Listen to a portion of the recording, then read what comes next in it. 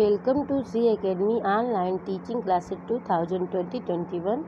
मैं नीलम त्रिपाठी आज एक नए विषय के साथ प्रस्तुत हूँ। वह विषय है लाख की चूड़ियाँ। तो बच्चों, आज हम पढ़ेंगे और समझेंगे भी लाख की चूड़ियों के विषय में। बच्चों, आज हम पढ़ेंगे लाख की चूड़ियाँ।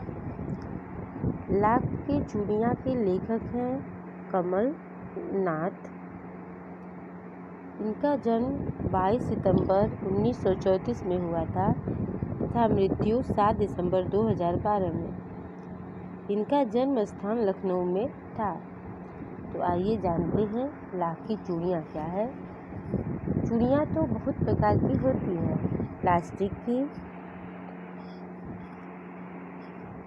गोल्ड की, चांदी की, शीशे की और लाख की। तो आइए हम लाख की चूड़ियों के विषय में जानते हैं। लाख की चूड़ियाँ। सारे गांव में बदलू मुझे सबसे अच्छा आदमी लगता था, क्योंकि वह मुझे सुंदर सुंदर लाख यानी लाह की गोलियां बनाकर देता था। मुझे अपने मामा के गांव जाने का सबसे बड़ा चाव या खुशी यही था कि जब मैं वहाँ से लौटता था तो मेरे पास ढेर सारी गोलियाँ यानी कंचे होते थे। रंग बिरंगी गोलियाँ जो किसी भी बच्चे के मन को मोहना यानी आकर्षित कर लेती थी। वैसे तो मेरे मामा के गांव का होने के कारण मुझे बदलू को बदलू मामा कहना चाहिए था, परंतु मैं उसे बदलू मामा न कहकर बदलू काका कहा करता था, जैसा कि गांव के सभी बच्चे उसे कहा करते थे। बदलू का मकान कुछ ऊंचे पर बना था। मकान के सामने बड़ा सा सहन यानी आंगन था, जिसमें एक पुराना नीम का वृक्ष लगा था। उसी के नीचे बैठकर बदलू अपना काम किया करता था। बगल में भट्टी यानी अंगीठी दहकती रहती थी, जिसमें वह लाख पिघलाया करता था। सामने एक लकड़ी की चौखट पड़ी रहती, जिस पर लाख के मुलायम होने पर उसी सलाख धातु की छड़ के सामने पतला करके चूड़ी का आकार देता। पास में 4-6 विभिन्न आकार की बेलन नुमा मुंगेरियाँ गोल लकड़ी रखी रहती, तो जो आगे से कुछ पतली और पीछे से मोटी होती। लाख की चूड़ी का आकार देकर वह उन्हें मुंगेरियों पर चढ़ाकर गोल और चिकना बनाता और तब एक एक कर पूरे हाथ की चूड़ियाँ बना चुकने के पश्चात बाद में वह उन पर रंग करता।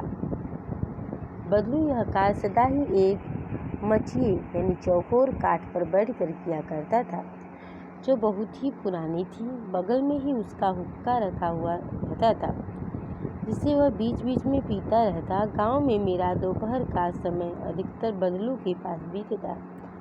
वह मुझे लला कहा करता और मेरे पहुंचते ही मेरे लिए तुरंत एक मचिया मंगा देता। मैं घंटों बैठे बैठे उसे इस प्रकार चूड़ियाँ बनाते देखता रहता। लगभग रोज ही वह 4-6 जोड़े चूड़ियाँ बनाता। पूरा जोड़ा बना लेने पर उसे बेलन पर चढ़ाकर कुछ क्षण चुपचाप देखता रहता, मानो वह बेलन न होकर किसी नववधू की कलाई हो। मैं घंटों बैठे बैठे उसे इस प्रकार चूड़ियाँ बनाते देखता रहता। रोज ही वह 4-6 चूड़ियाँ बनाता। पूरा जोड़ा बना लेने पर वो उसे बेलन को चढ़ाकर कुछ क्षण चुपचाप देखता रहता। वह नववधू की कलाई की तरह उस बेलन की परखी चूड़ियों को देखा करता। बदलू मनिहार था। चूड़ियाँ बनाना उसका पैतृक पेशा था और वास्तव में वह बहुत ही सुंदर चूड़ियाँ बनाता था। उसकी बनाई हुई चूड़ियों की खपत भी बहुत थी। उस गांव में तो सभी स्त्रियाँ उसी की बनाई हुई चूड़ियाँ पहनती थी। आसपास के गांव के लोग भी उससे चूड़ियाँ ले जाते थे, परंतु वह कभी भी चूड़ियों को पैसे से बेचता नहीं था। उसका अभी तक वस्तु विनिमय का तरीका था और लोग अनाज के बदले उसे चूड़ियाँ ले जाते थे। बदलू स्वभाव से बहुत सीधा था। मैंने कभी भी उसे किसी से झगड़ते नहीं देखा माँ। हाँ, शादी विवाह के अवसरों पर वह अवश्य जिद पकड़ जाता था। जीवन भर चाहे कोई उसे मुफ्त चूड़ियाँ ले जाए, पर विवाह के अवसर पर वह सारी कसर निकाल लेता था। आखिर सुहाग के जोड़े का महत्व ही और होता है।